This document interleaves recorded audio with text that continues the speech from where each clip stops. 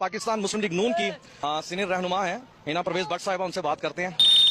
अभी आपने कहा कि सिलेक्टेड हुकूमत को हम घर भेजने आए हैं, आप मुझे ये बताएं सिलेक्टेड हुकूमत के सिलेक्टर्स कौन है? देखिए, जो लोग मुलविस हैं सिलेक्टर्स, उनका नाम एग्जैक्टली विजिबल है। आप वो चलाएं, मीडिया के अंदर इतनी हिम्मत है तो वो चलाएं। मेरे अंदर है, बताऊं, मैं चलाऊंगा। अलैकुम अस्सलाम, सलाम अलैकुम। एक स्टेज पे मरीम नवाज भी हैं, एक ही स्टेज पे, उसी स्टेज पे बिलावल साहब भी हैं, दोनों की कुर्सियां भी साथ साथ हैं। अगर मैं आपसे कहूं अपने इस कॉज के लिए जीए भुट्टो का नारा लगा दें। देखिए, हर पार्टी, आप फर्स्ट ऑफ ऑल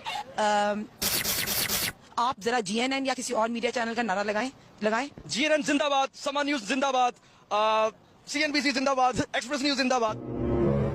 मेरे लिए बहुत मोहतरम है बेनजीर भुट्टो साहिबा, बिलावल भुट्टो साहिबा। क्या बोला तूने? बिलावल भुट्टो साहिबा। Too many thoughts on my mind, I can't sleep at night, so I just keep writing.